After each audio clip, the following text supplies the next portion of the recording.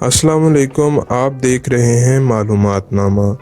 दोस्तों, तालिबान के सरबराह मुल्ला मोहम्मद उमर की पैदाइश अफ़गानिस्तान के जनूब में कंदार शहर के करीब एक गांव में हुई थी। वो दाढ़ी रखते थे और अमूमन एक चादर उड़े रखते थे। इन्होंने सिर्फ इब्तदाई तालीम हासिल की थी। इनके वालिदैन इंतहाई गरीब थे। कहा जाता है कि गुर्बत की वजह से मुल्ला उमर ने 13 साल की उम्र तक अपने पैरों में जूते नहीं पहने थे।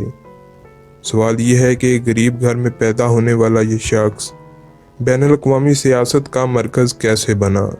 आज की वीडियो में हम इसी बारे में बात करने वाले हैं। तो वीडियो शुरू करने से पहले आप लोगों से एक रिक्वेस्ट है कि वीडियो के नीचे रेड कलर के सब्सक्राइब बटन को प्रेस कर दें।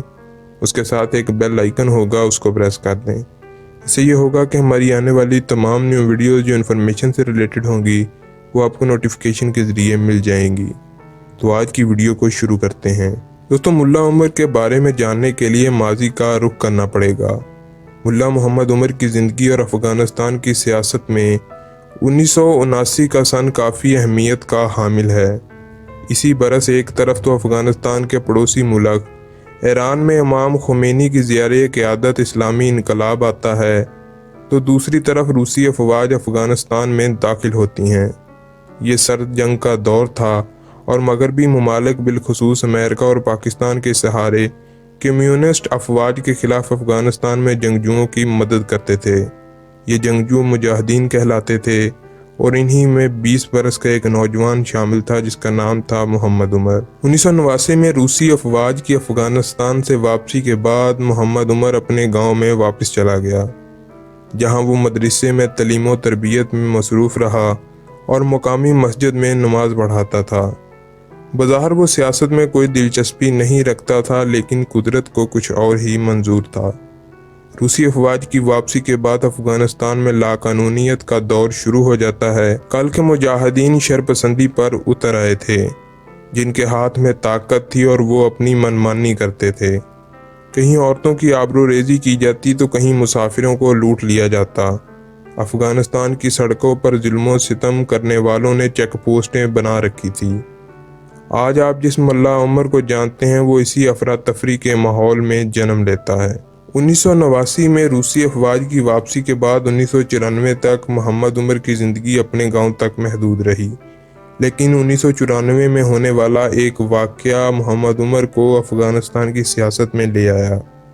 इनको ये खबर मिलती है कि कुछ शरपसंद अनासर ने गाँव की लड़कियों को अगवा कर लिया और इनकी इज्तिमाई असमत दरी की खबरें सुनी तो मुल्ला उमर ने अपने चंद तालिब इल्मों को जमा किया और इन लड़कियों की जान बचा ली।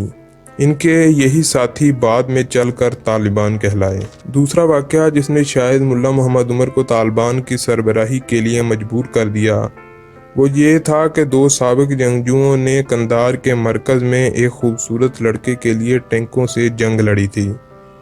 लाकानूनियत के इस माहौल की वजह से मुल्ला मोहम्मद उमर ने तालिबान को मुनज़्ज़म करना शुरू किया और रफ्ता रफ्ता इनकी अहमियत भी बढ़ती गई। और पहली दफ़ा इनकी ज़रूरत पाकिस्तान को इस वक्त पड़ी जब पाकिस्तान के ट्रकों के एक काफ़िले को मुकामी जंगजुओं ने अपने कब्ज़े में ले लिया और ट्रकों का ये काफ़िला अफ़गानिस्तान के ज़रिए वस्ती एशिया के लिए एक तिजारती राह की तलाश में था। बाद में मुल्ला उमर की हमायत से इन ट्रकों को छुड़ा लिया गया। मुल्ला मोहम्मद उमर की क़यादत में पाकिस्तान और अरबों की मदद से तालिबान ने 1996 में काबुल पर कब्ज़ा कर लिया और अफ़गानिस्तान को इस्लामी अमारात करार देकर मुल्ला मोहम्मद उमर को अमीरुल मोमिनीन बनाया गया। जल्द ही तालिबान ने अफ़गानिस्तान के 90% हिस्से पर कब्ज़ा कर लिया और अफ़गानिस्तान पर गुज़श्ता 22 बरसों में से 5 बरस तालिबान का कब्ज़ा रहा। तकरीबन 7 बरस लाकानूनियत की नज़र रहे और 10 बरस रूसी अफवाज काबिज़ रहीं। मुल्ला मोहम्मद उमर मकामी कसानों की ज़ुबान बोलते थे। वो 5 फुट 11 इंच लंबे थे और कभी कभी चश्मा लगाते थे और तफरीह के लिए अपने दोस्त उसामा बिन लादेन के साथ मछली पकड़ते थे। इतलात के मुताबिक इनकी 4 बीवियाँ और 8 या 9 बच्चे थे। इनके घर पर 1999 में बम हमला हुआ था जिसमें इनका घर तबाह हो गया था। इनके 2 भाई और इनकी पहली बीवी के 3 बच्चे भी हलाक हो गए थे। अगरचे मगरबी मीडिया उसामा बिन लादेन और मुल्ला मोहम्मद उमर की सियासत में ज़्यादा तफरीक नहीं करते, لیکن یہ بات اہم ہے کہ اسامہ بن لادن ذاتی طور پر مغربی ممالک کے خلاف لڑنا چاہتے تھے، جبکہ ملا عمر عالمی سیاست میں کوئی دلچسپی نہیں رکھتے تھے۔